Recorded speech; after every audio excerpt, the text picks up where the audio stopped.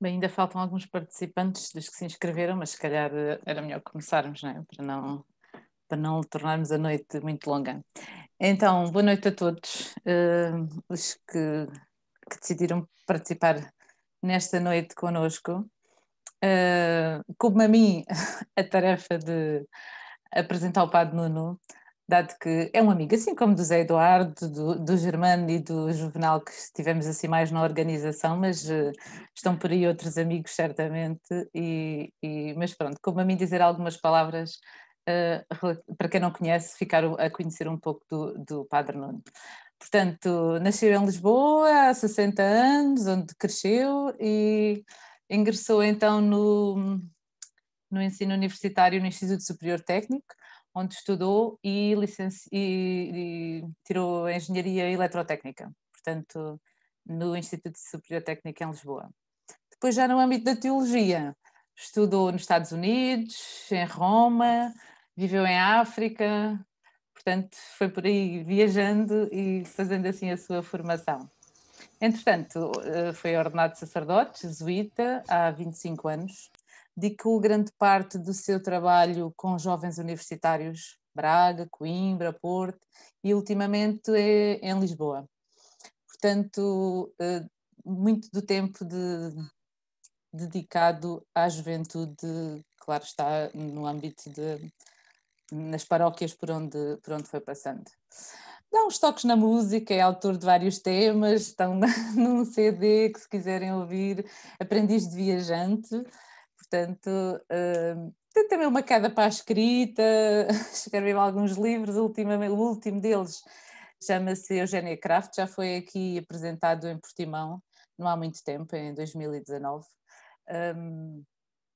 Desde então, desde há mais ou menos 4 anos, reside em Portimão e veio para esta paróquia com mais 2 padres jesuítas e está então na paróquia de Nossa Senhora do Amparo.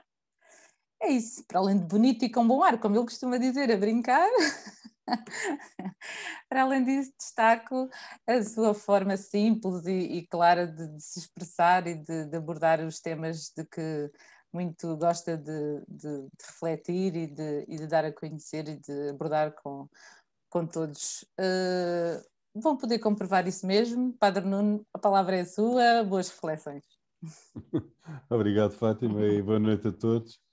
De tudo o que a Fátima disse acerca de mim, sublinho a parte do bonito. Mas tem que ser bonito e inteligente, Fátima, não pode ser só Ok, bonito. ok, ok. Yeah.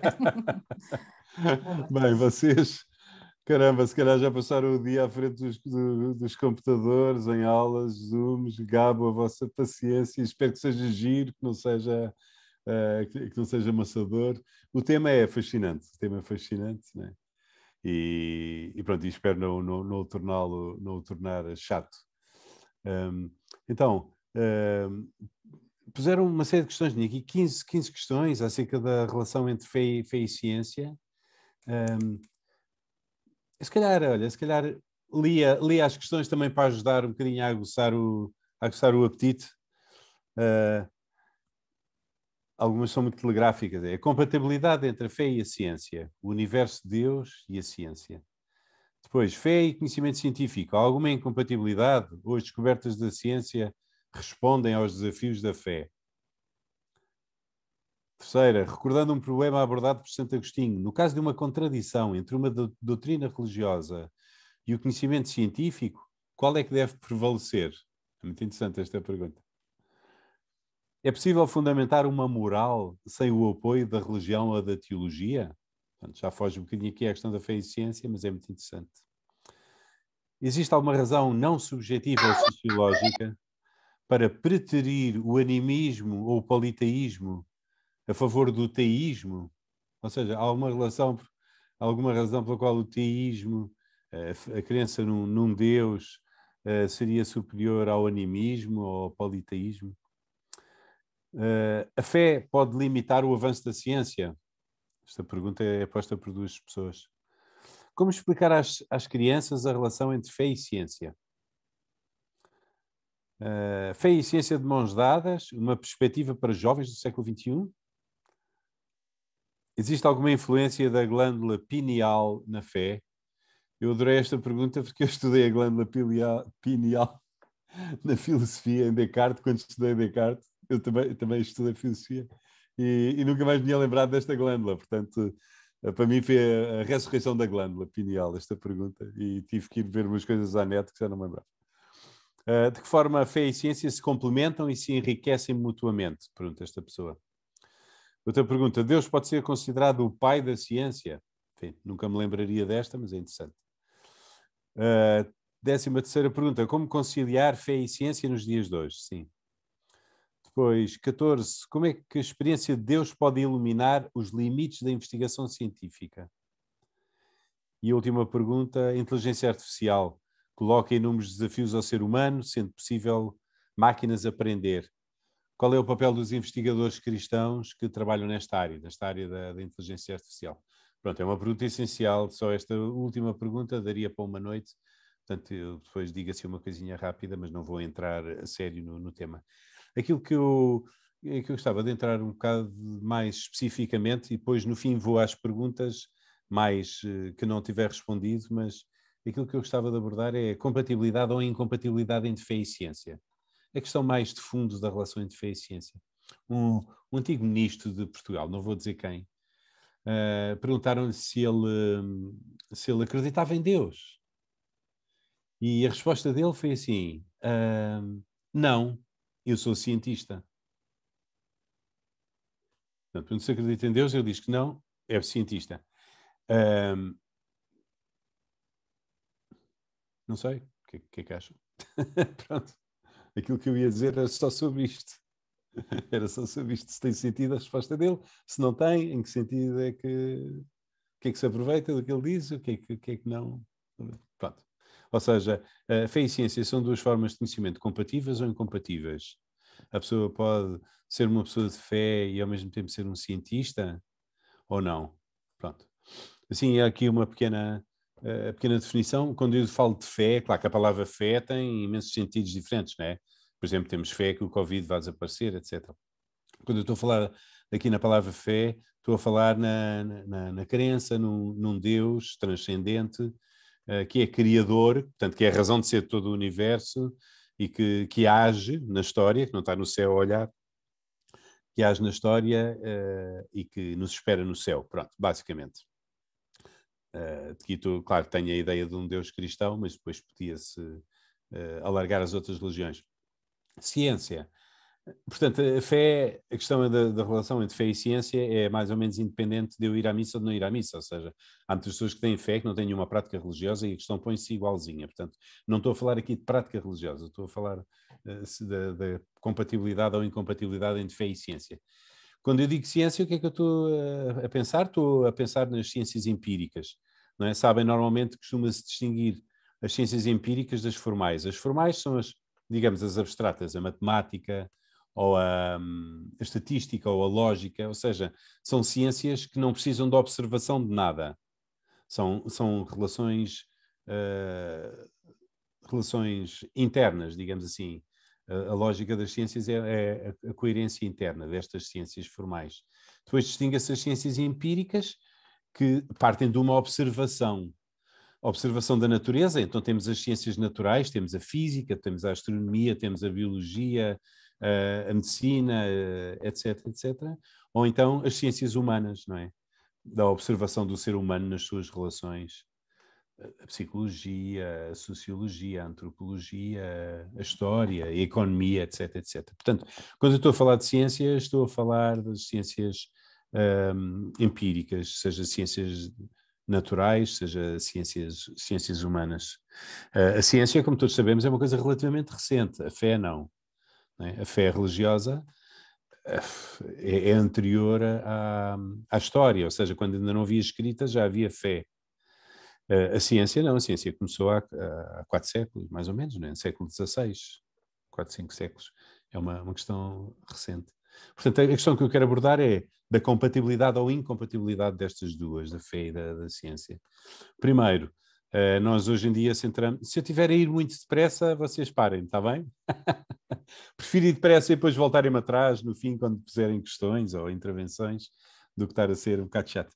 Então, Normalmente, hoje em dia, centramos, quando falamos da fé e ciência, centramos nos aspectos problemáticos da relação entre as duas amigas, digamos, entre a fé e a ciência. Mas, quer dizer, seria completamente injusto dizer que a relação entre fé e ciência tem sido uma relação problemática. Ou seja, tem tido aspectos problemáticos, e já vou a eles, mas, enfim, mas não podemos generalizar. Grandes cientistas foram homens de fé, e grandes homens de fé foram cientistas, não é?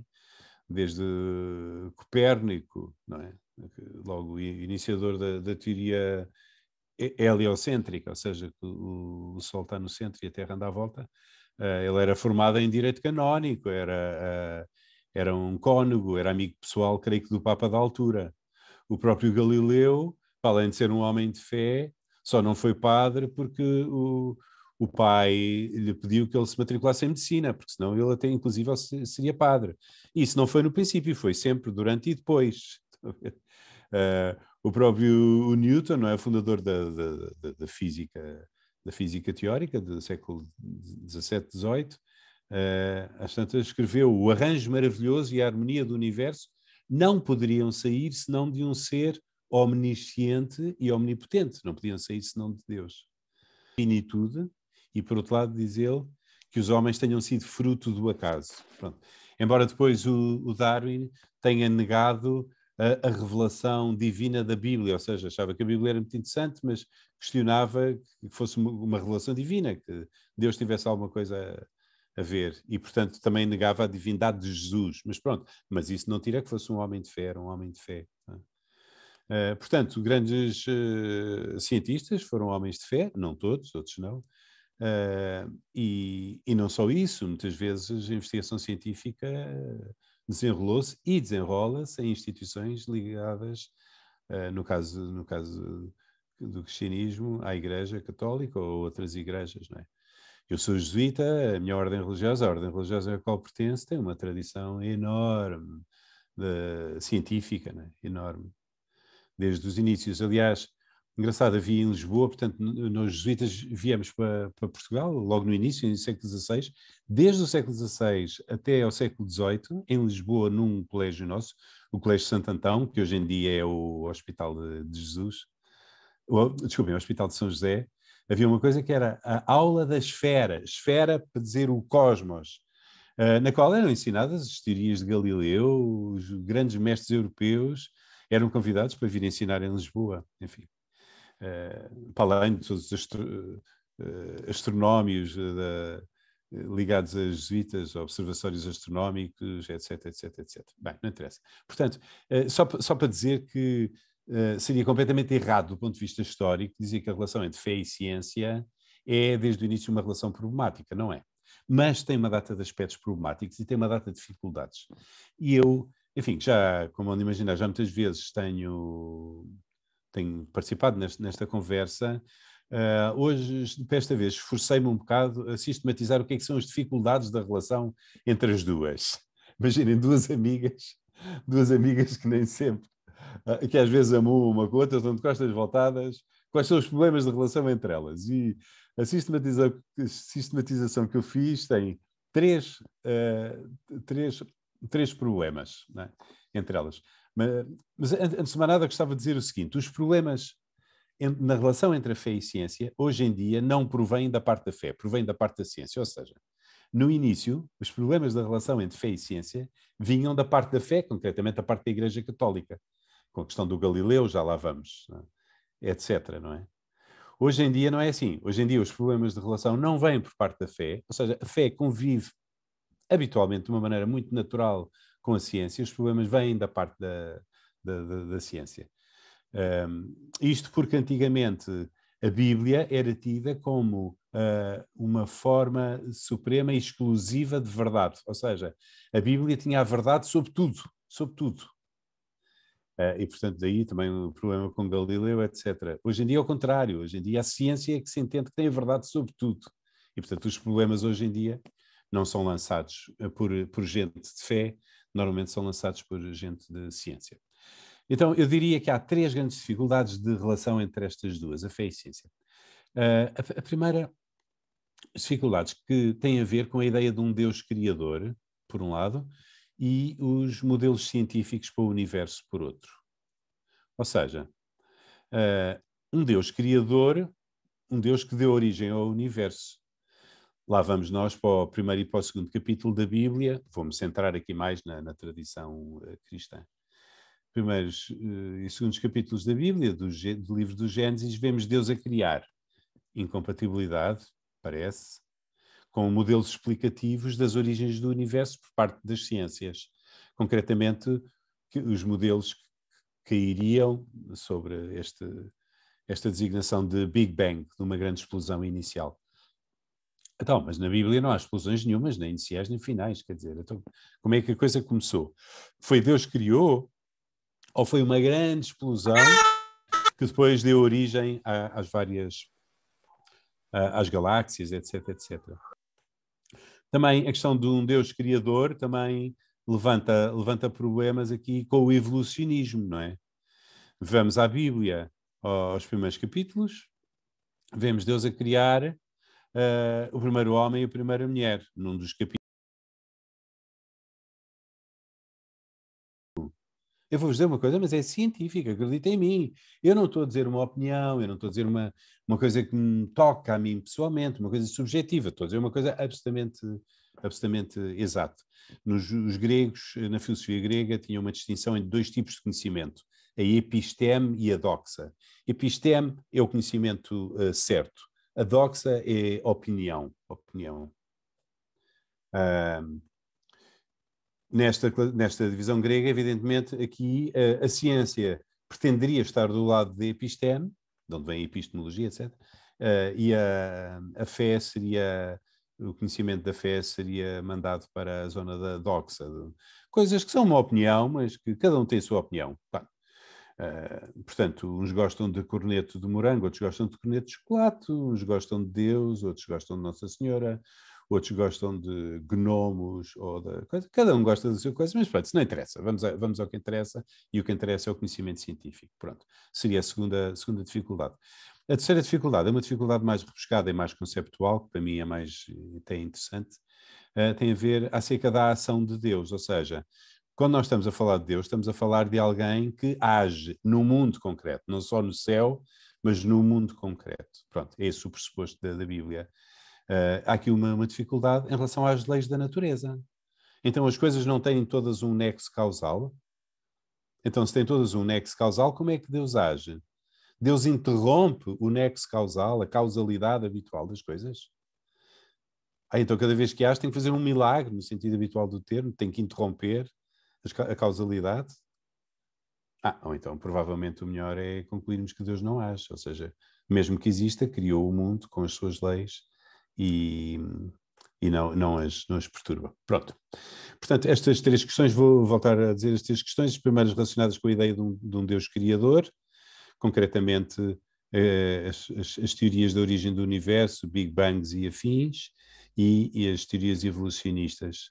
Segunda dificuldade de mentalidade entre o conhecimento científico e a fé. Não é? As pessoas as pessoas de fé são acusadas de serem pouco racionais, pouco objetivas.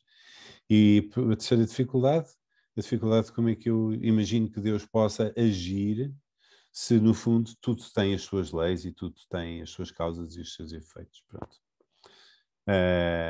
Antes de entrar nestas três questões, só aqui a minha posição em relação à fé e à ciência, compatíveis ou incompatíveis.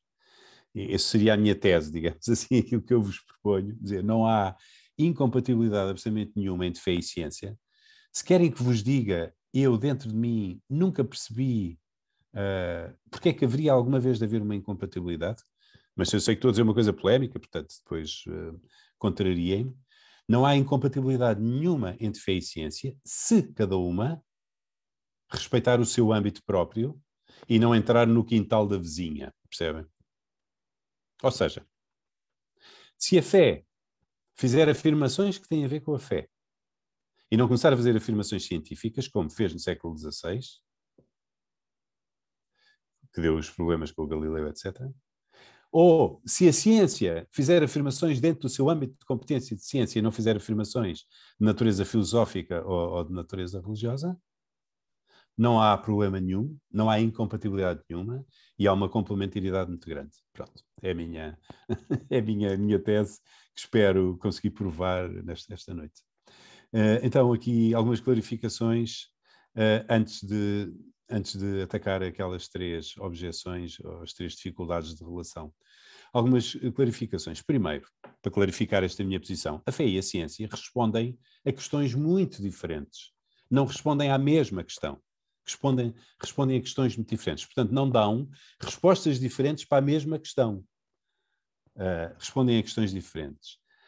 A ciência responde à questão como é que as coisas funcionam,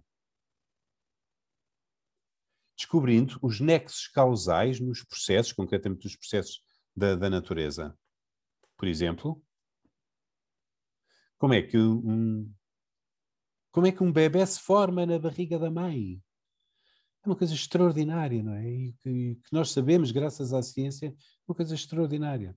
Portanto, as ciências, a pergunta à qual as ciências tentam responder, todas elas, é como é que as coisas funcionam.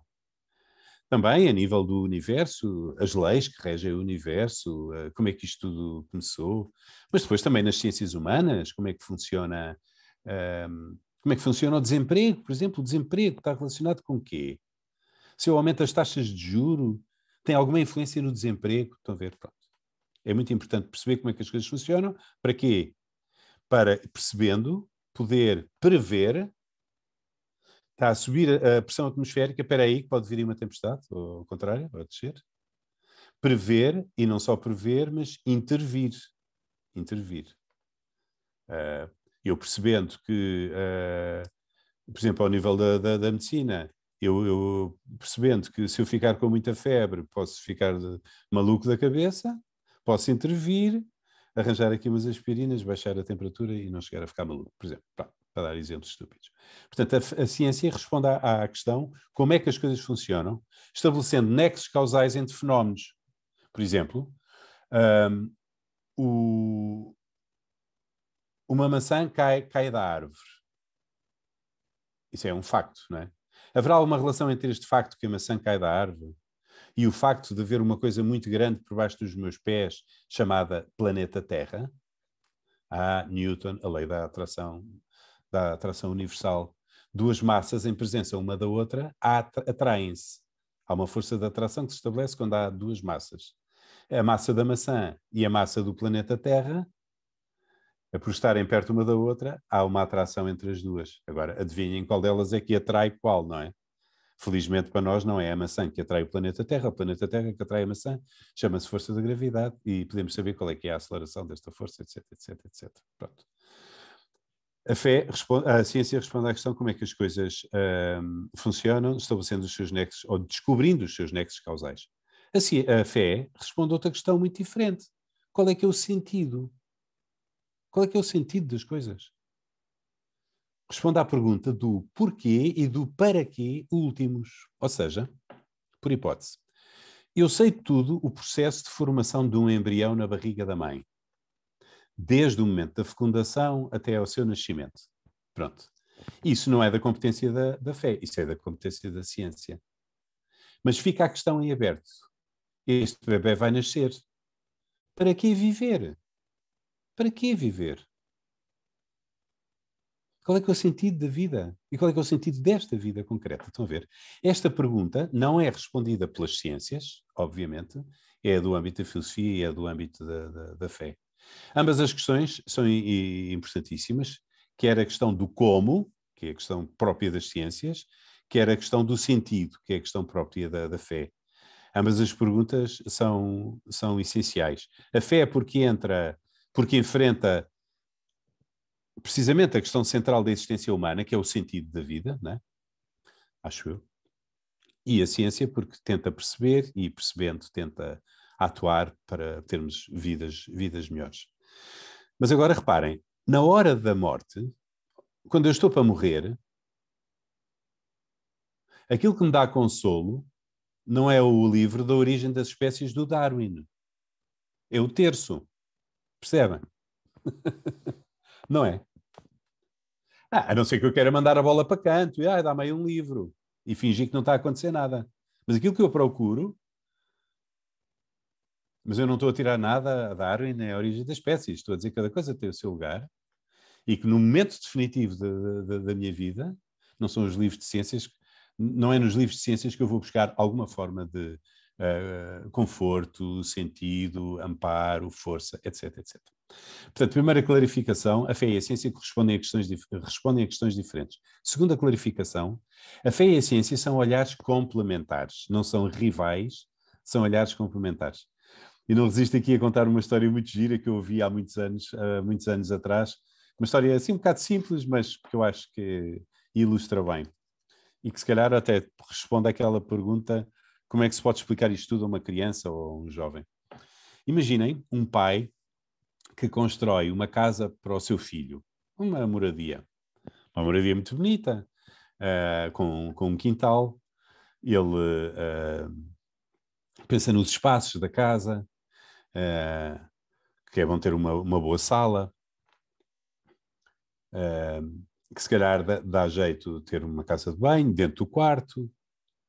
Depois mete-lhe um belo frigorífico, recheia o frigorífico, planta ali um jardim que seja bonito, mas também tenha umas árvores de fruto, porque ele vai adorar, quando chegar a esta altura, ir apanhar umas laranjas para fazer sumo para o pequeno almoço, etc, etc, etc. Pronto. E no fim, depois de construída a chave, de construída a casa, entrega as chaves da casa ao filho. Pronto. O filho todo contente. A seguir, entra na casa um engenheiro. E o engenheiro vê, realmente que bem construída que está esta casa. Os alicerces fantásticos, está bem dimensionada, também não tem betão a mais, né? Nem a menos, está mesmo sólida. Entra um arquiteto e vê a harmonia da casa. Os espaços, as proporções, o sentido prático. Entra um biólogo e o biólogo começa a analisar, não só no jardim, mas também dentro de casa, os ácaros e todos os micro-organismos que existem dentro de casa. Entra depois um economista e vê, realmente esta casa é muito eficiente a nível energético, vai poupar imenso também, etc, etc, etc. Cada um, ao entrar na casa, vê os seus aspectos. Todos estão a olhar para a casa, né? Todos estão a olhar para a casa. Cada um vê os seus aspectos. Ou o aspecto mais económico, ou o aspecto mais biológico, ou o aspecto mais estético, ou o aspecto mais... etc. Depois entra o filho na casa e diz, caramba, que amor que o pai me tem. Estão a ver? Como é bom o meu pai. O filho também pode ser biólogo. Ou seja, os dois olhares não são incompatíveis, nem são rivais. Enquanto biólogo, o filho vai estudar os animaizinhos que há lá na casa e as formas de vida que há lá na casa. Enquanto filho, tem consciência do sentido último daquela casa. É um grande ato de amor que o pai lhe fez para que ele seja feliz. Tá? Então, esta comparação compararia a casa ao universo que pode ser olhado por muitos olhares diferentes, todos eles importantes e complementares. Seriam os vários olhares da ciência, e há um olhar que está a outro nível diferente, mas também esse olhar complementar, que é o olhar da fé, que vê em tudo aquilo, que pergunta o porquê último de tudo aquilo, e, portanto, o sentido último de toda aquela casa, ou no caso do universo. Então, portanto, este segundo ponto, fé e a ciência são olhares complementares. Terceiro ponto destas clarificações, cada forma de conhecimento tem de respeitar o seu âmbito próprio. O outro dia, eu passei por um supermercado, mas não foi aqui, foi em Grândola, de caminho para Lisboa, no supermercado, e fui lá à zona dos livros e vi um livro do Hawkins, um pequenino livro de divulgação do Hawkins, e folheei. Tinha várias perguntas, pronto, e havia logo as perguntas de Deus, em relação às quais ele tomava assim, umas posições claríssimas enquanto cientista. Ora, com todo o respeito pelo Hawkins, mas ele não pode fazer isso. Ou seja, ele não tem competência para fazer isso. Ou pode fazer isso, pode tomar as posições que quiser enquanto ser humano, tal como a dona Hortência da peixaria também pode tomar as posições todas. Mas não tem nada a ver com a sua competência de cientista. O que é que eu quero dizer? A sua competência de cientista, que nós não questionamos nem negamos, não lhe dá nenhuma autoridade para fazer afirmações acerca da fé, acerca da existência de Deus. Tal como um economista, pelo facto de ser economista, não tem nenhuma autoridade para fazer afirmações acerca da medicina. Até pode ser um curioso da medicina, mas aí é o mesmo de qualquer pessoa que seja curiosa da medicina, que não tem competência nenhuma da medicina. É uma curiosa. Isto que eu estou a dizer tem a ver com aquilo que na filosofia, ou na epistemologia é a área da filosofia que estuda as ciências, as bases das ciências. Aquilo que chama-se na filosofia o objeto. Cada ciência tem o seu objeto, ou seja, o que é o objeto de uma ciência, de uma forma de conhecimento? São os fenómenos que essa área de conhecimento estuda e, portanto, sobre os quais tem competência para se pronunciar. Isto que eu estou a dizer é uma coisa absolutamente óbvia, até há relativamente poucos anos atrás, poucas décadas atrás, que cada ciência tem o seu objeto e cada ciência não tem competência para fazer afirmações fora do seu objeto, mas hoje em dia, na confusão geral cultural em que vivemos, está tudo muito baralhado. E um senhor cientista é um senhor doutor, tem um doutoramento não sei onde, e até há uns filmes sobre ele, e portanto parece que ele tem competência para fazer afirmações sobre tudo o que entender. Não sobre economia, porque se o Hawking falasse de economia, toda a gente dizia, pá, você não percebe nada de economia. Mas de religião todos percebem. Estão a ver? E de filosofia todos percebem. Mas não está certo. Antigamente, a Igreja falhou, estou a dizer, a Igreja Católica falhou muito, porque entendia que a Bíblia e a fé eram formas supremas e exclusivas de conhecimento sobre tudo. Sobre tudo. E, portanto, o Galileu, na linha dos seus antecessores, Copérnico, etc., vem dizer que a Terra anda à volta do Sol, mas na Bíblia vem qualquer coisa do género, o Sol nasceu, ou o Sol andou. Então, você está a dizer uma coisa contra a Bíblia. Qual foi o erro da Igreja? Não tinha percebido que a Bíblia não é um livro de verdade sobre tudo. É um livro de verdade sobre, como depois afirmou o Concílio Vaticano II, debruçante sobre esta questão, a Bíblia ensina fielmente e sem erro toda a verdade necessária à nossa salvação. Ou seja, a verdade necessária à nossa felicidade. Mas a Bíblia usa os conhecimentos da época, pode ter imensos disparates acerca de física, acerca de geografia, mas não está interessada em fazer afirmações de física nem de geografia. Usa os conhecimentos da época para falar do sentido da vida. Portanto, a questão do Galileu foi uma questão terrível, onde a Igreja falhou completamente por não perceber o seu âmbito próprio. Agora, deixem-me desculpar a Igreja. Não tem culpa. Porquê? Porque ainda não havia ciência. A ciência estava a começar. E, portanto, não havia a clarificação da relação entre as duas, porque não havia a outra. A outra ainda não se tinha mudado para o prédio. Estão a ver? Só havia fé. Hoje em dia, a questão põe-se, a questão das competências de cada uma, e põe-se, mas exatamente ao contrário. Da parte da fé, pelo menos no cristianismo, está claríssimo qual é que é o âmbito próprio da fé, mas da ciência agora é que se arma em forma exclusiva de conhecimento. Ou seja, o que não for dito dentro desta forma de conhecimento não tem valor, não tem. Está a ver? E, portanto, os problemas hoje em dia, como dizia no início, não vêm da parte da fé, mas vêm da parte da ciência. Com uma agravante. É que se a Igreja errou no século XVI, errou por desconhecimento, porque ainda não havia ciência. Mas hoje em dia, a ciência sabe muito bem que há fé, e que há fé desde o princípio da humanidade. Portanto, não tem desculpa. Pronto.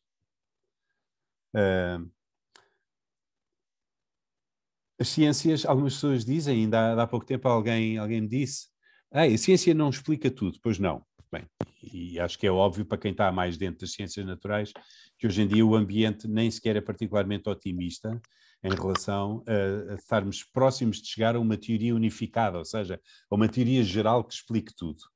Já aqui há um século atrás estávamos muito mais próximos de achar que estamos quase a chegar lá. Hoje em dia, quanto mais se sabe, mais se percebe que longe que estamos de alguma teoria explicativa do todo. Cada vez surgem mais questões por responder. Mas algumas pessoas dizem, sim, a ciência ainda não explica tudo, mas hoje em dia já explica imensas coisas que antigamente não explicava, o que é absolutamente verdade, e um dia explicará tudo. Portanto, mesmo a questão da origem do universo, a ciência que hoje não explica, um dia explicará.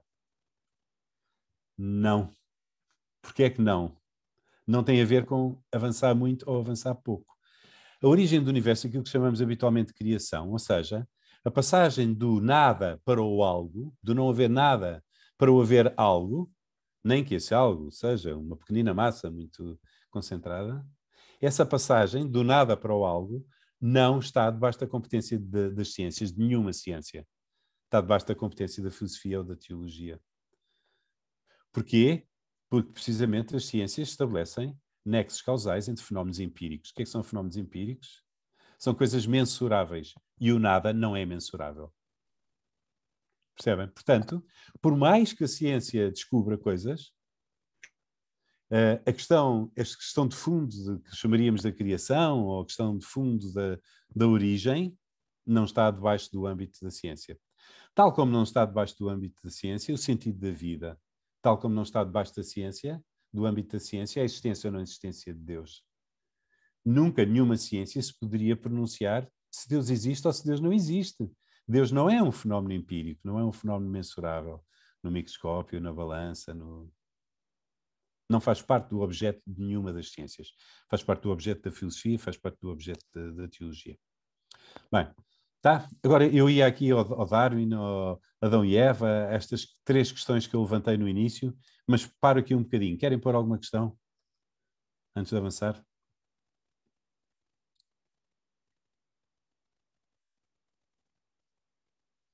Ou termino e depois dou espaço?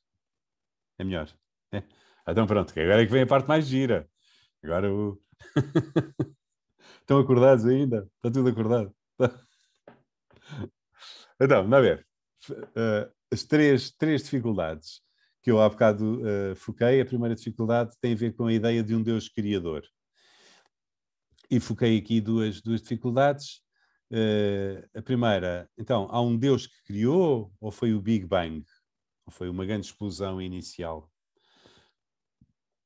A segunda dificuldade, entre o Adão e Eva e os modelos evolucionistas, os eventuais antepassados nossos entre os macacos, etc, etc.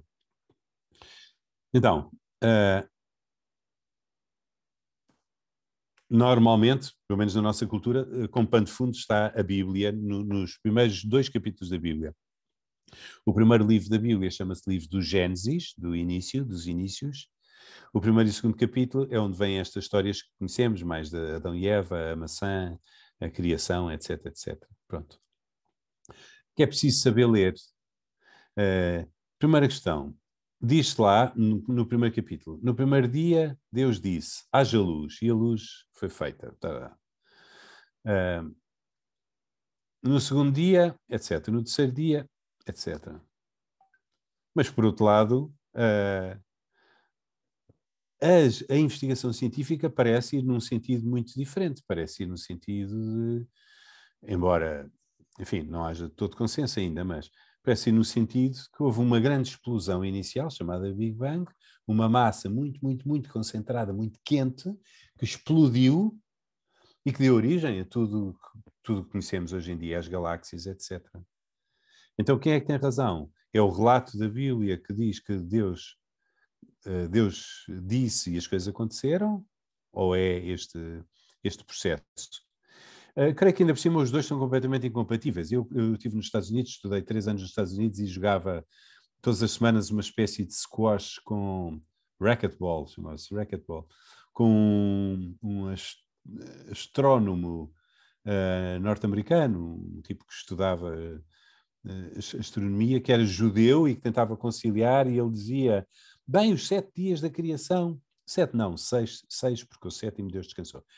os 6 dias da criação, nós notamos uma certa evolução de dia para dia. Diz, olha, desculpa lá, acho isso tudo um disparate. Se tu vires lá, é completamente incompatível. Então, quem é que tem razão? Bem, a Bíblia não está a dizer como é que as coisas aconteceram há muitos, muitos, muitos milhões de anos. Seria uma ilusão, quer dizer, precisaria ter estado lá alguém para observar como é que nasceu a luz, o que é absolutamente impossível, dada a definição de ser humano, não é?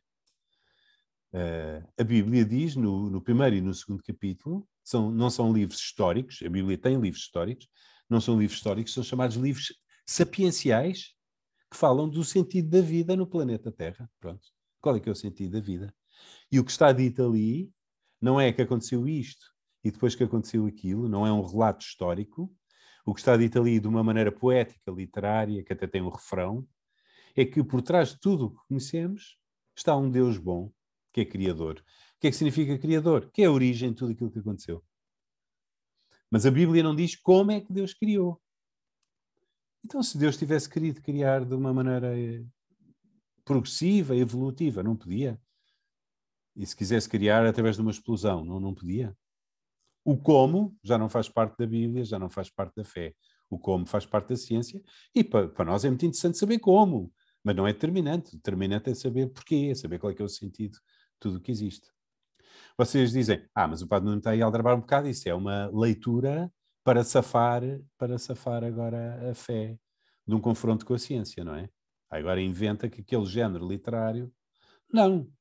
Os géneros literários são um estudo científico, digamos assim, da literatura, e o primeiro capítulo é uma poesia com um refrão que se repete. Não pretende ser, portanto, é o género literário poético, não, provavelmente era a letra de um cântico do Templo de Jerusalém, não pretende ser um relato histórico. Se vocês dizem que pretende ser um relato histórico, eu pergunto-vos, então porquê é que a seguir, logo no segundo capítulo, vem um segundo relato sobre a criação totalmente incompatível com o primeiro, do ponto de vista histórico? Estão a ver? Só no segundo é que aparece Adão e Eva. O primeiro não tem Adão nenhum, nem Eva nenhum. Acaba o primeiro relato e diz, no princípio ainda não havia nada. No princípio não havia nada, então já estava tudo feito e não havia nada. Voltamos ao zero. Sim, é um outro relato, feito umas centenas de anos de intervalo do primeiro. O segundo é mais antigo que o primeiro, bastante. Onde diz absolutamente a mesma coisa, que tudo o que existe é a criação de um Deus bom, mas as metáforas que utiliza são completamente diferentes. No primeiro, Deus cria pela palavra, Deus disse. No segundo, Deus é como se fosse um agricultor que vai semear lá o jardim do Éden, depois pega num bocado da terra, uma terra tipo barro, e faz uma estátua, sopra pelo nariz dessa estátua, que é uma estátua humana, e começa-se a mexer e dá-lhe um nome que é o Adão. Estão a ver? É uma imagem de Deus completamente diferente. Portanto, se a Bíblia pretendesse dar um relato de como é que as coisas começaram a existir, nunca daria 2 relatos incompatíveis. Percebem? Portanto, aqui não há subjetividade nenhuma. É assim, e não pode ser de outra maneira. Mas a Igreja nem sempre disse isso. Pois não, a Igreja vai aprendendo também, vai percebendo o que é que tem nas mãos. De facto. Então, e o Adão e Eva? Será que Deus criou um casal chamado Adão e chamado Eva, há muitos anos atrás? E se sim, onde é que existiram? Vi uma vez uma reportagem na televisão de uns exploradores que achavam ter encontrado o sítio do Jardim do Éden. Era ali na Ásia, tal, o sítio. Tal. Umas escavações arqueológicas, escavavam muito, estavam à espera de encontrar também a Arca de Noé, por lá, se calhar, muito fundo. Ai, meu Deus, que ignorância, que ignorância. Adão nunca existiu como ser histórico. Sabe o que quer dizer Adão? Homem. Adão, somos todos nós. Olha tantos Adões aqui, olha tantas Evas. Aquilo não é acerca de um casal muito antigo, mais ou menos depois dos dinossauros. Não é acerca de um casal antigo. É acerca de um casal moderno, é acerca de nós. É um livro sapiencial, ou seja, de sabedoria acerca do sentido da vida neste planeta. Concretamente, o texto lindíssimo do bem e do mal, através do fruto, etc, etc, etc. Bem, adoraria esticar-me neste tema, mas não posso. Segunda objeção. Portanto, a primeira, clarificação das questões relacionadas com a criação. Concluindo e resumindo, a ideia de um Deus criador que faz parte da fé, não diz como é que Deus criou, e é basicamente irrelevante, embora humanamente dê imensa curiosidade de saber como é que Deus criou, mas a Bíblia não diz e não tem nada a dizer. Segunda coisa, as pessoas confessam um pouco racionais. Parece que o conhecimento científico é um conhecimento objetivo, exato, não é? Episteme, que vos falava há bocado. E, por outro lado, o conhecimento da fé é um conhecimento subjetivo, cada um tem a sua fé, até hoje em dia na nossa cultura, até é bom guardar isso para a esfera do privado. São assim umas devoções, umas casinhas privadas, que o Estado não tem nada a ver com isso, não tem nada que proteger, não tem nada que... mas que respeita, desde que não se faça muito barulho na rua, não é? Eu gostava de dizer que há muitas formas de racionalidade. Aquelas pessoas que dizem que só acredito no que vejo, primeiro é uma estupidez. Porquê? Porque se vê, não acredita, não é? Ou seja, só acredito no que vejo. Eu uso o verbo acreditar para coisas que eu não vejo. Se vejo, não acredito, constato, não é? Mas eu creio que as pessoas dizem, quando estão a querer dizer que só acreditam no que veem, só acreditam nas coisas que ultimamente poderiam provar. Não é? Não estão a dizer, evidentemente, que só acreditam nas coisas que já experimentaram, porque toda a gente acredita que existe Xangai e provavelmente muito poucas pessoas foram a Xangai, não é? Portanto, muitas pessoas acreditam que existe Xangai sem nunca terem provado Xangai, mas sabendo que a existência de Xangai é provável, digamos assim, no sentido de eu posso provar, não é provável no sentido de eu posso provar. Portanto, algumas pessoas dizem, eu só acredito nas coisas que eu posso provar. Bem, eu diria que a vida, vivida assim, com este princípio, é uma vida muito limitada e ultimamente pouco inteligente. Como é que você pode provar que a sua mulher o ama? Como é que pode provar que não está a enganá-lo? Que a sua mulher não está a enganar? Tem alguma hipótese de provar no sentido de provas científicas?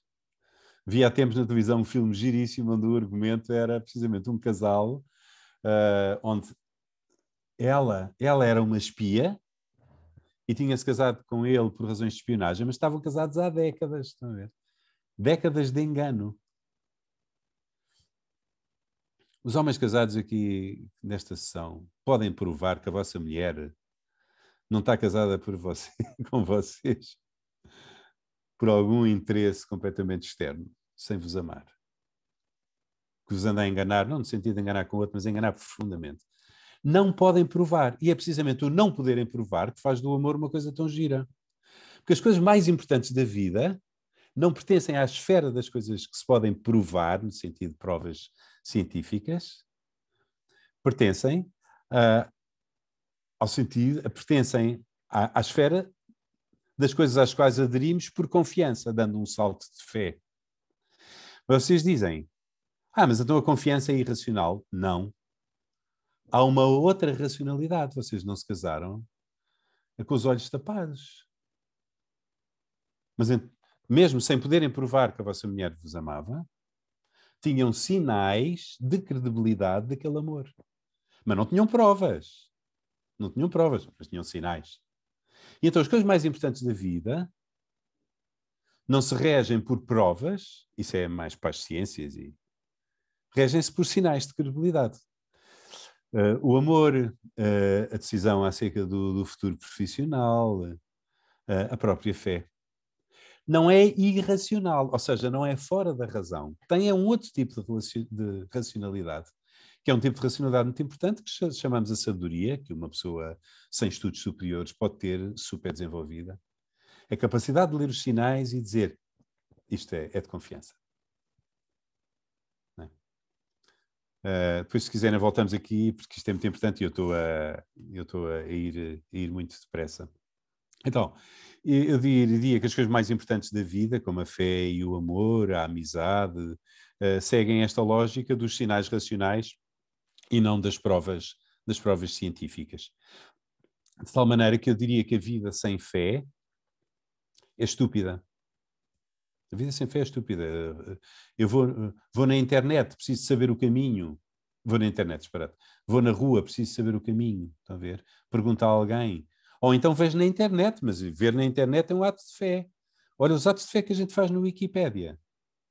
Estão a ver? Às vezes sem fundamento, às vezes sem fundamento nenhum. Pronto. Toda a questão das fake news tem a ver com isto, porque grande parte da vida é baseada na fé. Pronto. Fala-se por isso da inteligência emocional hoje em dia, que é outra forma de inteligência. Eu fico sempre, como é que é dizer?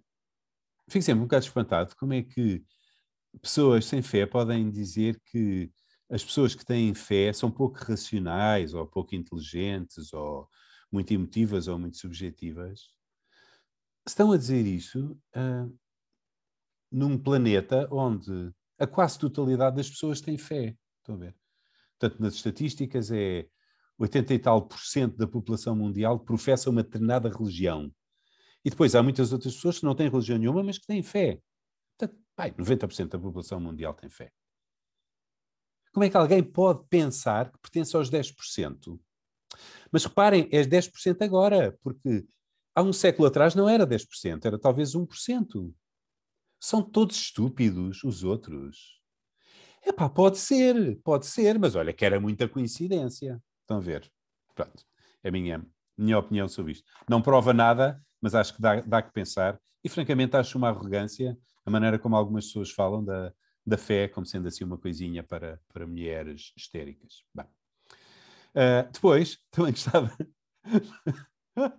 Depois também gostava de dizer que a ciência não é assim tão objetiva como se pensa. A ciência... não, a ciência não prova nada. A ciência é assim. Como devem saber, do método científico começa na observação. Não é? Observação. Newton vê a maçã cair, nós observamos o pêndulo. A ciência começa na observação e, sobretudo, na observação de fenómenos repetitivos. Quando é um fenómeno só, é muito difícil fazer ciência porque eu preciso de muitas vezes para estabelecer o segundo passo, que é alguma hipótese. Pronto, estabeleço uma hipótese. Terceiro passo, tenho que falsificar a hipótese. Estou aqui a usar a palavra de um famoso filósofo, Karl Popper. A falsificação. O que é a falsificação? É a ver se aquilo resiste. Se resiste ao confronto com a realidade.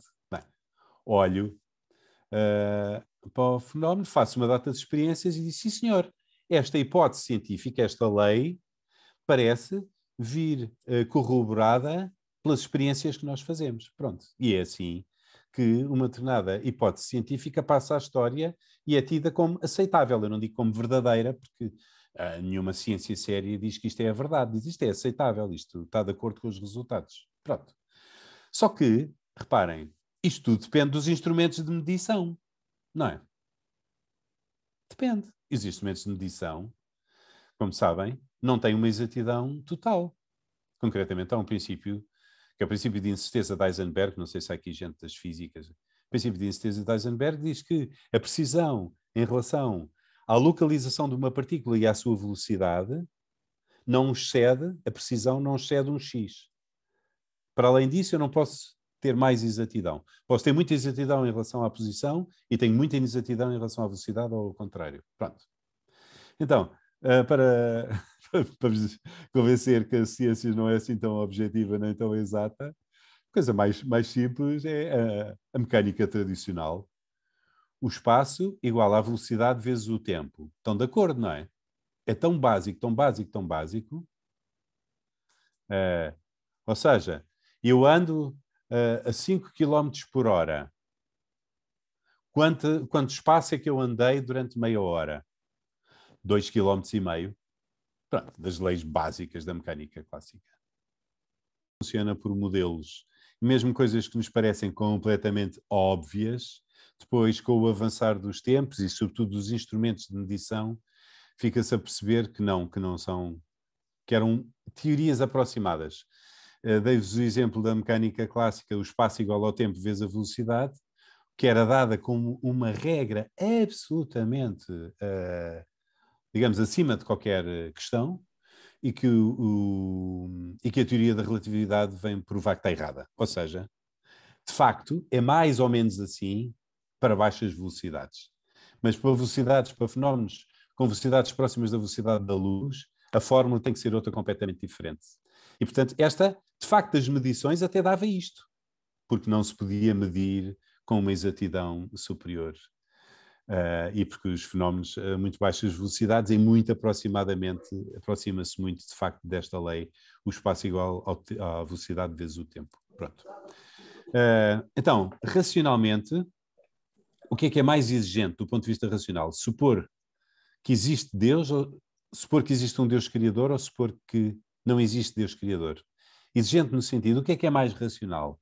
É pensar que existe um Deus ou pensar que não existe um Deus? Vamos tentar usar a razão sem preconceitos. Sem preconceitos, só pensar. E vamos tentar usar o princípio básico das ciências, que é o princípio de causalidade, que diz que tudo quanto existe tem uma causa. É o princípio básico das ciências. Precisamente o que as ciências fazem é ir à procura das causas, não é? Aceitando que tudo quanto existe tem uma causa. Eu vejo no meio de uma sala uma cadeira e pergunto como é que esta cadeira veio aqui parar. E alguém diz, que pergunta, cadeira apareceu. Assim, desculpa, as cadeiras não aparecem. Não, a cadeira veio aqui parar porque alguém trouxe a cadeira da garagem. Como é que foi parar à garagem? Veio da loja. Como é que foi parar à loja? Veio da fábrica. Como é que foi parar à fábrica? Não foi parar à fábrica. O que foi parar à fábrica foram madeiras que vieram da floresta. Como é que nasceu a floresta? Estão a ver? Então, tudo o que existe tem uma causa. Se qualquer fenómeno no universo tem uma sua causa, ou uma série de causas, mas pelo menos uma, o conjunto do universo, a totalidade do universo, também tem que ter uma causa.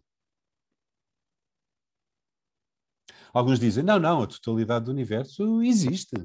E eu, olha, ótimo, e a cadeira existe. Como é que o universo aconteceu? Veio aqui parar. Olha, está bem, então a cadeira também veio aqui parar.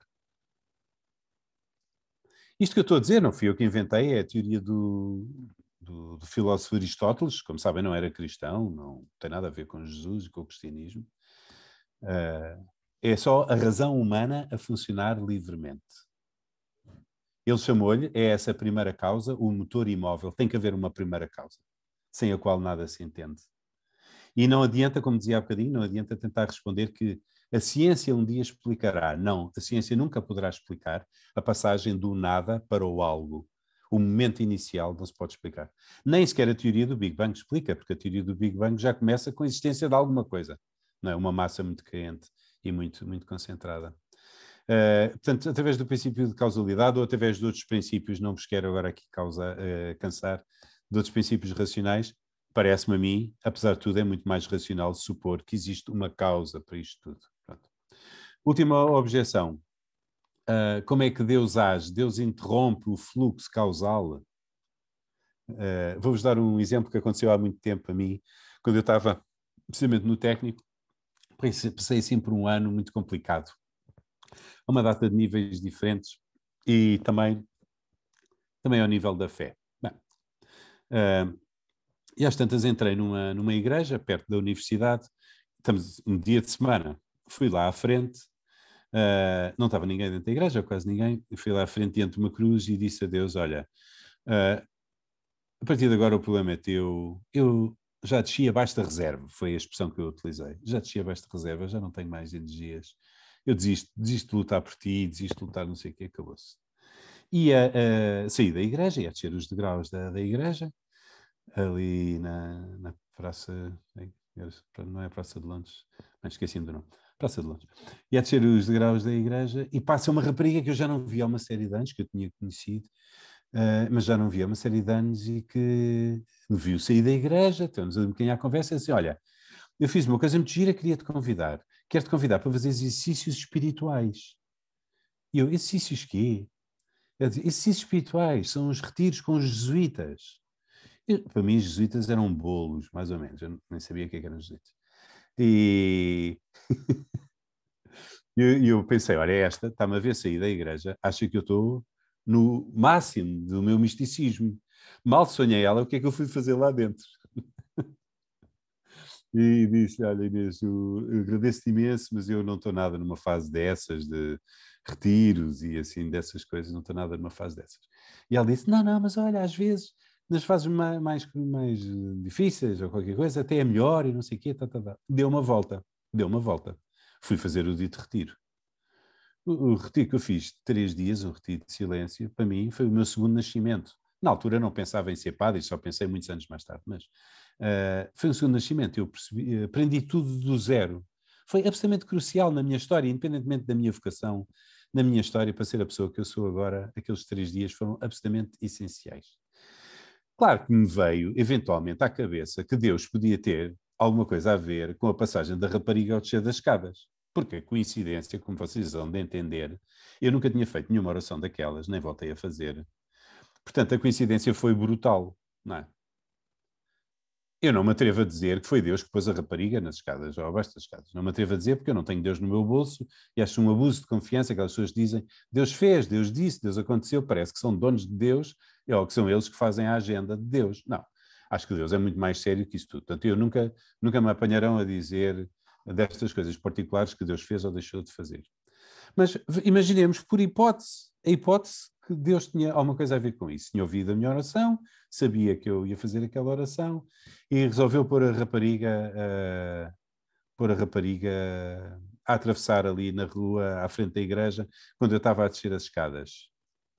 Então a gente começa a pensar, mas espera aí, a rapariga se calhar foi ao supermercado. Foi ao supermercado, no fim foi pagar as coisas à caixa. Ela podia ter dado as moedinhas que lá tinha na carteira, mas não quis dar as moedas, quis dar a nota de 20 euros. Foi precisamente por ter dado a nota de 20 euros que obrigou a rapariga da caixa a demorar mais tempo.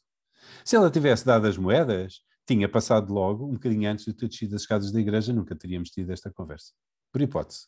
Ou então, sim, ela, no caminho do supermercado para casa, passou pela igreja, mas antes passou por uns semáforos. Ela ia a pé, teve os semáforos, tinha o sinal encarnado para os peões. Se o sinal tivesse estado verde, ela tinha passado mais depressa, nunca nos tínhamos encontrado, ou ao contrário. Então, espera aí. Então, Deus controlou a menina da caixa, o senhor que fez os semáforos, o tipo que ia guiar a moto que não parou, e mais a decisão dela de ir às compras naquela manhã. Então nós somos umas marionetas nas mãos de Deus. Não. Isto é outro princípio básico da nossa fé, que nós não podemos provar e que somos realmente livres. Não podemos provar nem na fé, nem na filosofia. Não se prova. A liberdade é impossível de provar. Que somos livres. Então como é que foi? Deus anda a controlar tudo. Teria tido de controlar Lisboa inteira, porque os semáforos muitas vezes estão sincronizados com outros semáforos. Estão a ver? É cagando a confusão. Então é mais fácil chegarmos à conclusão que Deus não age. Mas isso é contra toda a Bíblia. E todo o pressuposto das pessoas de fé. Achamos que Deus age, por muito complicado que seja. Imaginar como é que se liga a ação de Deus com a causalidade humana e natural. Não é? Então, andei anos e anos e anos e anos e anos e anos com esta questão. E finalmente ajudaram. De uma maneira muito simples. Deus age, é como quem diz. Deus age, mas age de uma maneira tão diferente, tão diferente, tão diferente, não tem nada a ver com as nossas ações. As nossas ações são sempre interferência. Quando eu ajo, o outro não age. Até podemos estar os dois a construir um muro, mas o tijolo que eu pus, o outro não pôs. São as nossas ações. Deus age através de. Deus age por mediações. Deus não age em vez de. Deus age através de. Deus faz chegar a água ao seu moinho sem condicionar nem controlar ninguém. Que é uma coisa totalmente impossível a nós. Só Deus é que poderia fazer isto. Estão a ver? E, portanto, posso dizer com verdade duas coisas que parecem incompatíveis. Primeiro, Deus age. E segundo, Deus não controla. Pronto. Mas, evidente, se Deus existe, é muito natural que ele tenha formas de ação completamente diferentes das nossas. E é muito natural que, para além daquilo que eu conheça, haja muitas coisas, concretamente muitas formas de ação que eu não conheço. Portanto, quando se diz a terceira objeção, como é que Deus age, se interrompe ou não o fluxo causal dos acontecimentos, que é impossível Deus agir por causa disso, a minha resposta é sim, é perfeitamente possível, porque a forma de ação divina não tem nada a ver com as nossas formas de ação. Bem, e cheguei ao fim da minha apresentação, portanto, concluindo e resumindo, só tentei responder a esta questão, se a fé e a ciência são duas formas de conhecimento compatíveis e incompatíveis, ou incompatíveis. E aquilo que me parece, enfim, como onde imaginar, as ideias não são minhas, vamos sempre buscar as ideias a alguém, ou muitos outros sítios, aquilo que me parece é que a fé e ciência são formas de conhecimento completamente compatíveis se e apenas se cada uma delas respeitar o seu âmbito próprio e não fizer afirmações que interferem no âmbito das outras. No século XVI, a Igreja correu este erro, começou a fazer afirmações de tipo científico, também não havia ciência na altura, e fez uma grande asneira, e o pobre do Galileu foi para o churrasco. Hoje em dia, a Igreja já não faz isso, nem a Igreja, nem parece-me em geral o mundo da fé no Ocidente, não faz isso, tem que estar consciente qual é que é o seu âmbito. O problema hoje em dia vem por parte das ciências, porque não dos grandes cientistas, mas uma certa mentalidade acha que a ciência tem o exclusivo do acesso ao conhecimento.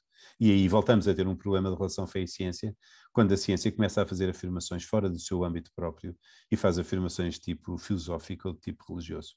Para concluir, gostava só de dizer esta frase que eu vi, não sei de quem é, se calhar algum de vocês sabe, e que me parece que resume tudo. Pouca ciência afasta de Deus, muita ciência aproxima. Muito obrigado pela vossa atenção. E pronto. Estão vivos ainda e acordados, a fim de um dia de trabalho. Olha uma coisa, não sei, a Fátima e Zé Eduardo, aqui depois outras questões um bocado mais laterais que eu não respondi. Interrompemos aqui um bocado agora para um bocadinho de diálogo, para acordarem, ou querem que eu vá a estas questões? Se calhar dávamos espaço se alguém quiser questionar alguma questão mais específica que quisesse ver no âmbito da reflexão que fez, não sei. Pois, ou objeções, eu gosto muito de objeções, não se sintam acanhados. E acho que estas coisas são todas menos óbvias.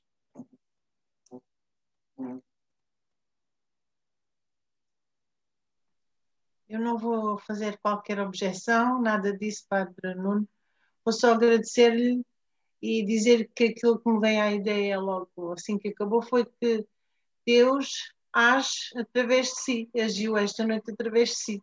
Para mim foi. Obrigada. Já ganhei o dia. Foi, sério.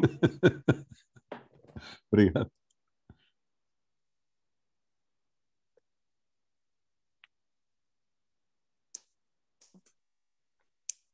Se for possível, quero agradecer o convite. Estive, vai, não vai, para cá chegar.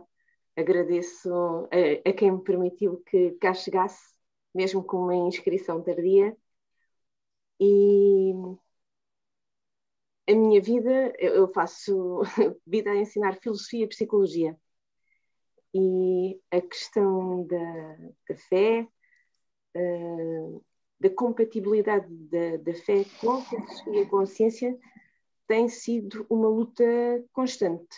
Não uma luta, mas aqui com pequenas guerrilhas.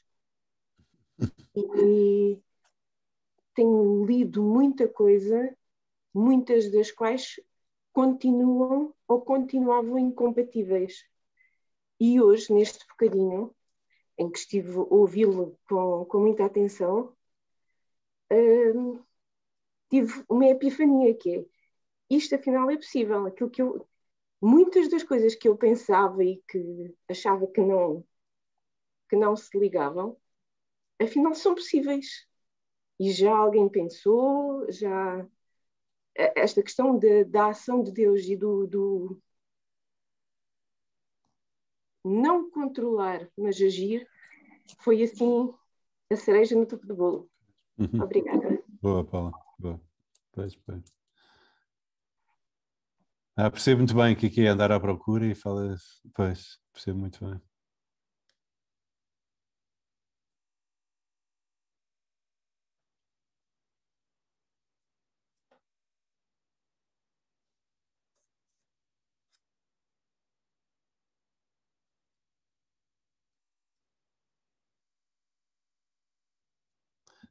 Avanço aqui para algumas questões mais Não práticas. Sei, exato, era o que eu ia dizer. Não sei então se quer Não, porque selecionar uma questão à outra.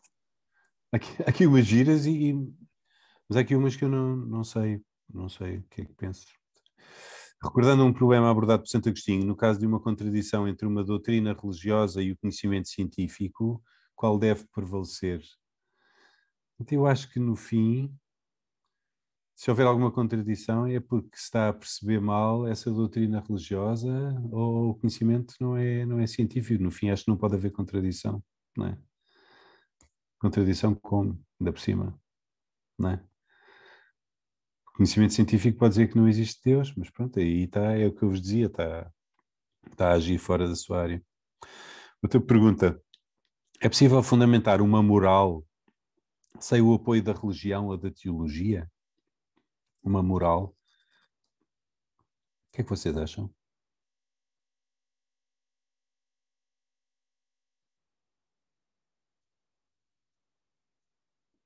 A gente pode ter uma moral sem o apoio da religião. Bem, eu acho que a moral em Portugal não tem apoio nenhum da religião. Olha a eutanásia. Portanto, na prática isso acontece. Ou seja, esta pergunta levaria a pensar que toda a moral era fundamentada hoje em dia na religião ou na teologia. Não é de todo verdade. E, no entanto, nós não podemos dizer que vivemos propriamente num país imoral, não é? Tem muitas coisas que não estão bem, mas quer dizer... Mas há uma forma de moralidade que é aceita. Que é aceite. Sim, eu acho que nós não precisamos da religião para fundamentar a moral. Porque senão a moral era uma coisa de sacristia, era uma moral só dentro da igreja, ou só dentro... Não é? A moral tem que ser fundamentada onde? Bem, antes de mais nada, há um princípio básico. O Kant, como sabem, não é? E a Paula é professora de filosofia, depois debateu-se imenso com esta questão, e é uma questão absolutamente essencial. Um princípio básico, não faças aos outros o que não queres que te façam a ti, ou faz aos outros aquilo que tu gostarias que todos fizessem. Portanto, há uma reflexão para a moral que não passa necessariamente pela Bíblia, nem pela missa, mas que passa numa reflexão do que é o bem do ser humano. Não é? O que é o bem do ser humano? Acho que é possível fundamentar uma moral. Esta pergunta levar-nos ir muito longe, não posso entrar aí. É possível fundamentar uma moral sem o apoio da religião e da teologia. Esta pergunta também dá muito que pensar. Existe alguma razão não subjetiva ou não sociológica? Alguma razão para preterir o animismo ou o politeísmo em favor do teísmo? Bem, eu entendo a pergunta, se calhar tinha que ser formulada de outra maneira, mas há uma razão pela qual a fé num Deus é superior ao animismo, ou seja, uma crença em em seres deste mundo, não é? Animismo, uma fé nos animais, como existe muitas vezes em determinado tipo de religiões, ou o politeísmo, uma data de deuses.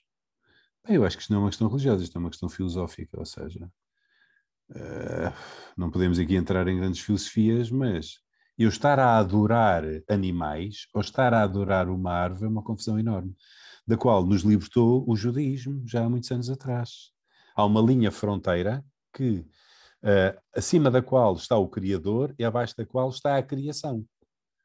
E é uma confusão enorme quando eu começo a adorar coisas deste mundo. Estão a ver o que eram os egípcios, como não percebiam porque é que o rio Nilo subia e descia, salve é Nilo, era o deus Nilo. Isto são esquemas mitológicos super primitivos, não é? Quando eu começo a adorar uma parte deste mundo. A adoração deve ficar reservada ao transcendente, àquilo que transcende este mundo. Portanto, o animismo, com todo o respeito, não entendo e acho que filosoficamente é absolutamente insustentável, não é? O animismo. Pois, o politeísmo, ainda mais, ou seja, então agora tenho 17 deuses. E um tem a ver com as guerras, e outro tem a ver com as colheitas, e o outro é do tempo dos amores. Então, mas se há 17 deuses, nenhum é Deus. Não é? Do ponto de vista racional. Se há 17, nenhum é tudo. Todos são parte. Então, basicamente, quem é que manda aqui? Estão a ver? Não é? Portanto, eu tenho imensas questões filosóficas em relação ao politeísmo. Uma outra coisa diferente é dizer, está bem, estes 17 deuses não são 17 deuses, são 17 rostos do mesmo Deus. Um Deus que tem a ver com colheitas, um Deus que tem a ver com guerra.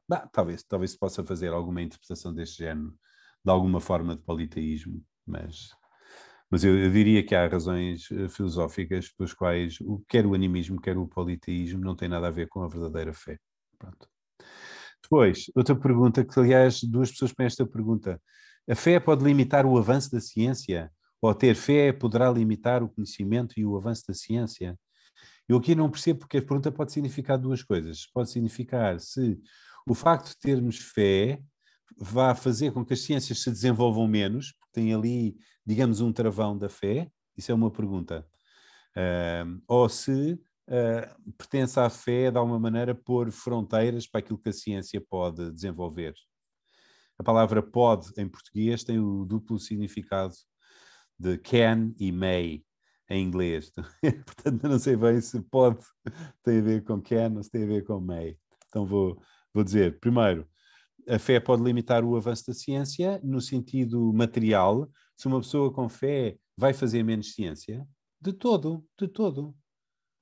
Eu conheço uma data de cientistas que têm fé e a sua fé é um impulso enorme a fazer ciência. Aliás, até vos digo, quem acredita que Deus existe e que Deus ultimamente é a razão de ser todo o mundo, imagina Deus radiante por ver os seus filhos descobrir como é que isto funciona. Estão a ver? Tal como o pai que pôs a casa para o filho, ficará certamente radiante de ver como o filho gosta de descobrir os cantinhos todos à casa, não é? Portanto, faz parte da fé aqui uma curiosidade enorme pelo universo. Não há restrição nenhuma, pelo contrário, há um grande impulso que faz com que muitos homens de fé tenham sido grandes cientistas. Se a pergunta agora é posta no outro sentido, no sentido de se a fé tem algum papel em pôr travões ao avanço da ciência, de alguma maneira, limitar no sentido de pôr travões, pois eu acho que sim. Olhem as experiências com embriões. Estão a ver? Vamos fazer aqui uma experiênciazinha com o embrião, a ver se conseguimos que este bebê tenha cauda. A cauda dá imenso jeito, estou a ver, para mudar as folhas do jornal. Tu seguro o jornal, depois com a cauda vou passando. Estamos aqui a injetar aqui uma coisinha no embrião para ver se tem cauda. Pois, há aqui uma palavra muito séria, quer da fé, quer da filosofia, uma palavra muito séria que tem que dizer, mas espera aí, o embrião não é o mesmo que um bocadinho de granito ou com uma semente de girassol. Há aqui umas diferenças que têm que ser tidas em conta, não é? Em conta. Pronto. Outra questão, existe alguma influência da glândula pineal na fé? Então, a glândula pineal, da qual já falou Descartes, é uma glândula que existe realmente nos nossos cérebros, que parece que está no meio da cabeça, entre os dois hemisférios. Pronto, que tem a ver com a regulação do sono, eventualmente tem a ver com algumas emoções, creio que é isso. E com uma substância qualquer que não é serotonina, é uma destas substâncias do cérebro. Pronto. E a pergunta é se esta glândula tem alguma coisa a ver com a fé. Não, acho que não tem absolutamente nada a ver com a fé. Quer dizer, se tem a ver com as emoções, tem a ver com toda a vida. E, portanto, também tem a ver com a fé, tem a ver com o amor, tem a ver com o chegar ao fim do mês, tem a ver com tantas emoções na vida. Né? Mas não especificamente na fé. Tenho imensa repugnância a pensar que há aqui uma glândula qualquer, ou uma partícula qualquer, que é a partícula de Deus, ou que é a glândula da espiritualidade, que tem todo o tipo de objeções teóricas a pôr a coisa neste sentido. Como perceberam, esta pergunta é tentar meter o mundo da fé dentro do mundo da ciência, que eu acho, e encontrar dentro do mundo da ciência uma glândulazinha que seja uma janela aberta para a possibilidade da fé e para a possibilidade da espiritualidade. Se é isso, não entendo, ou se entendo, não concordo. Embora, claro, tudo aquilo que é nosso tem a ver com a fé, porque eu vivo a fé sendo quem sou, com todas as glândulas do meu corpo. Pronto. Outra pergunta, como é que a experiência de Deus pode iluminar os limites da investigação científica? Pois, aqui também não percebo como é que a pergunta se põe, é uma pergunta paralela àquela que já disse anteriormente. A experiência de Deus iluminar os limites da investigação científica, iluminar no sentido de pôr limites à investigação científica, já falei. Iluminar de trazer alguma luz, pois, eu acho que era aquela situação que eu fiz no princípio do Darwin, diz que o argumento máximo da existência de Deus parece-me que é a impossibilidade de demonstrar e compreender a imensidão do universo. Ou seja, o que é que nós sentimos diante de um céu estrelado à noite, quando não há muita luz? que é que sentimos diante do oceano? A ver. Não é como é que racionalizamos essas coisas, é a experiência que nós temos da imensidão, da imensidão. E aí pode ser, como tem sido para tantas pessoas, de facto, um trampolim para a fé. Neste caso, depois a experiência de Deus ilumina o lado ilimitado da natureza. Ilumina desta maneira. Tal como, através de uma obra de arte, eu posso conhecer um bocadinho da personalidade do artista. Não é? Um bocado de Kinski. A personalidade que ele teria não tem nada a ver com uma escultura do Miguel Ângelo, por exemplo. Estão a ver? Olho para uma obra de arte e começo a perceber um bocadinho a personalidade do autor. Assim também olho para o universo e penso, isto é obra de arte de Deus. Como é que é Deus? É caramba. É caramba. Olho para o céu. Deus não é nada arrumadinho, nada quadriculado. Cada estrela vai na sua direção. E é tão harmonioso. Estão a ver? E que grande que é Deus. E que humilde que é Deus, porque não assinou nenhuma das suas estrelas. Estão a ver? E, portanto, nesse sentido, a experiência de Deus pode iluminar os limites da investigação científica, ou seja, aquilo que no universo está muito para além das ciências. Eu creio que sim. Creio que as coisas se podem tocar. E a última pergunta que eu tenho aqui tem a ver com a inteligência artificial, que a pergunta diz: a inteligência artificial coloca inúmeros desafios ao ser humano, sendo possível máquinas aprender, que é uma coisa espetacular. Qual é o papel dos investigadores cristãos que trabalham nesta área? Pois, acho que é muito importante que haja investigadores cristãos a trabalhar nesta área. Não podemos esquecer que toda a ciência tem a ver com o bem do ser humano. A questão é que as coisas depois começam a ter uma lógica própria e um ritmo próprio e interesses económicos próprios e uma data de interesses próprios, e o bem do ser humano fica completamente esquecido e espezinhado. Portanto, porquê é que fazemos ciência? O bem do ser humano. Também o conhecimento de Deus, etc., mas concretamente o bem do ser humano. E isto, evidentemente, que os investigadores têm um papel a dizer, os investigadores humanos. Nem digo os cristãos, mas os cristãos muito mais. Está a ver? Tem aqui um papel a dizer o que é humano, o que não é humano, o que é que... Está a ver? Não é? Agora, em princípio, toda a investigação é bem-vinda. Não é? Toda a investigação é bem-vinda. Agora estás a investigar bombas atómicas. Pensa lá, então qual é que é o interesse? Está a ver? Tem que haver uma reflexão. Tem que haver uma reflexão sobre a necessidade de investigação sobre bombas atómicas, não é? Energia nuclear. É porque temos que saber tudo. Calma, temos que saber aquilo que mais nos ajuda a sermos humanos. Se é para deitar em Hiroshima e deixar as pessoas na geração a seguir ainda completamente deformadas, tenho algumas questões em relação à utilidade da ciência neste aspecto, estão a ver? E, portanto, aqui a pergunta era sobre a inteligência artificial. Há muitas questões que se põem relacionadas com a inteligência artificial e talvez, imaginamos sempre robôs a atender pessoas em guichês, mas isso é o menos. Agora, quando há máquinas a tomar decisões em relação à guerra, calma aí, estão a ver? Portanto, há grandes questões com as quais as próximas décadas se vão enfrentar de uma maneira que pode ser dramática. E, claro, um cristão tem uma palavra a dizer. Tem uma palavra a dizer. Não é? Quer dizer, para já está-se a pôr a questão dos carros, não é? Os carros sem condutor. Quem é que paga quando alguém morre atropelado? Está a ver?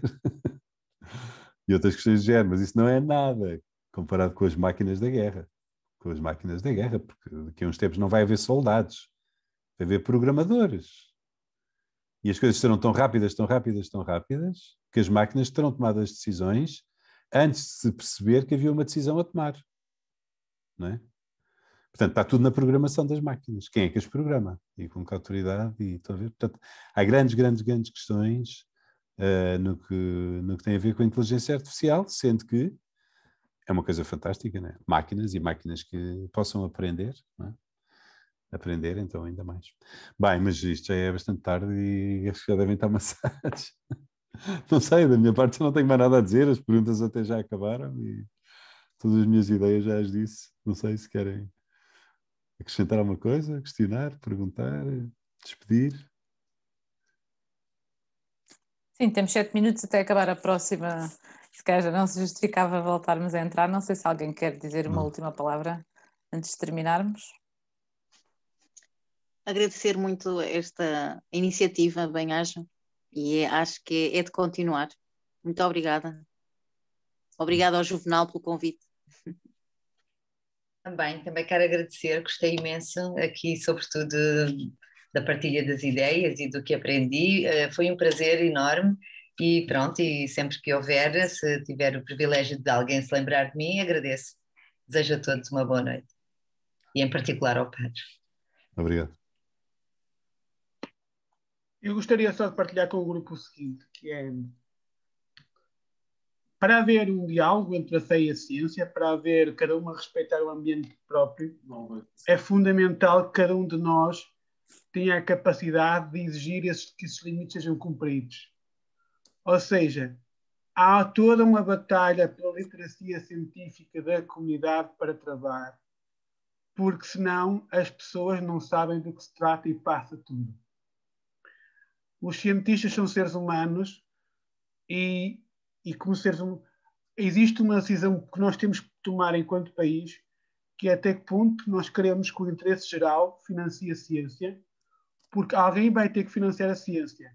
Ou nós, enquanto país, aceitamos financiamento público para a ciência, ou então sujeitamos que uma entidade privada a financie, e não vai ser o interesse geral que ela vai querer defender, vai ser o interesse dela própria. E também precisaríamos que os cristãos conhecessem melhor a fé que processam. Mas eu acho que a batalha mais larga ainda, que é o pano de fundo entre crentes e não crentes, é a literacia científica de toda a comunidade, para que todos saibam o que estamos realmente a tratar e todos percebam os limites que devem ser postos ou não a determinadas áreas de investigação científica.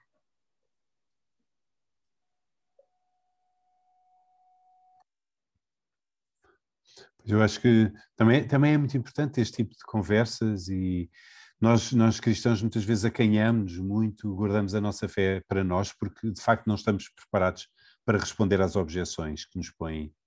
Evidente, todos sabemos, levantar perguntas é muito fácil, pôr objeções é muito fácil, muito difícil é defender coisas pela positiva, mas isso significa que temos que nos preparar e temos que estar preparados para responder às questões e esclarecer isso tudo, não é? Dá muito trabalho, porque senão a única saída é uma fé completamente privatizada, nós cheios de vergonha de dizer que temos fé, nós os que temos. Eu lembro há muitos anos atrás, eu depois de acabar o curso trabalhei numa fábrica, da qual me despedi, passados uns tempos, para entrar para jesuíta, e despedi-me, olha, vou ser padre, eu queria acreditar que eu ia ser padre. Mas curioso, depois ainda dei mais um mês de trabalho à fábrica, tinha ali umas relações de amizade muito simpáticas com uma data de gente, e depois assisti, tal como eu tinha afirmado que ia ser padre, portanto implicitamente que acreditava em Deus e que tinha fé, de repente imensa gente começou a vir falar comigo, epá, que coisa tão fixe, eu também tenho fé, ninguém sabe, mas eu acredito, eu estou no grupo de jovens da paróquia, lembro de um rapaz, um colega meu, dizer, estou no grupo de jovens da paróquia, eu tenho uma relação muito intimista com Deus, ainda me lembro das frases que as pessoas me disseram, estão a ver? A imagem que eu tinha é, olha os coelhos a sair todos fora das tocas. Eu fui o primeiro coelho a sair fora da toca, mas eu digo sinceramente, eu saí fora da toca porque eu não tinha outra hipótese, eu ia entrar para padres, eu tinha que dizer para onde é que eu ia, que não ia para outra fábrica, portanto, e estava radiante de ser padre, portanto não fazia segredo nenhum, disse a toda a gente, mas isto por causa da privatização da fé, temos imensa culpa nós, guardamos a fé para uma coisa escondida, quase como se tivéssemos vergonha dela, e depois, claro, depois queixamos que os outros não percebam nada do que é ter fé, que gozem connosco, que nos remetam para um conhecimento de segunda, etc, etc, etc. Quando dos grandes pensadores ao longo da história do pensamento foram pessoas de fé, com imensa categoria intelectual, e portanto não temos nada que nos envergonhar, mas precisamos é de nos formar, não basta ir à missa, por melhor que seja a missa.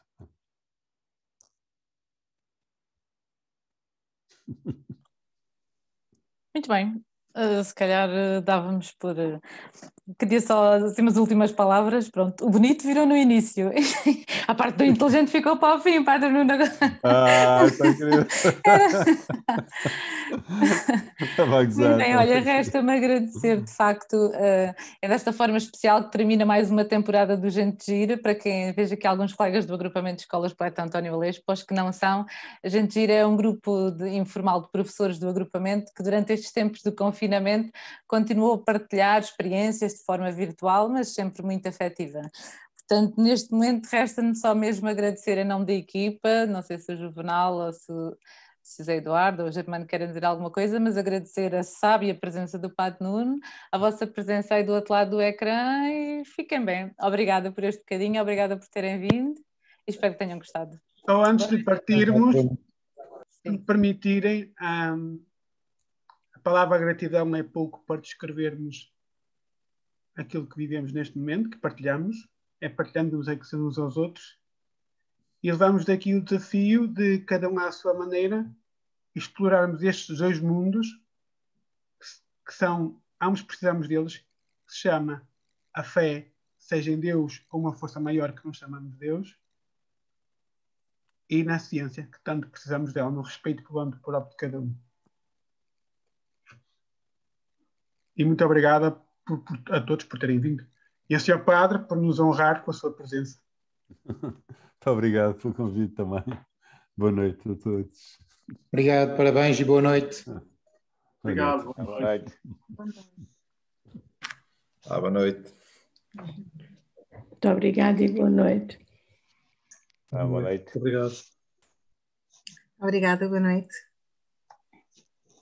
Boa noite e muito obrigada mais uma vez. Obrigada também, boa noite. Boa noite. Boa noite.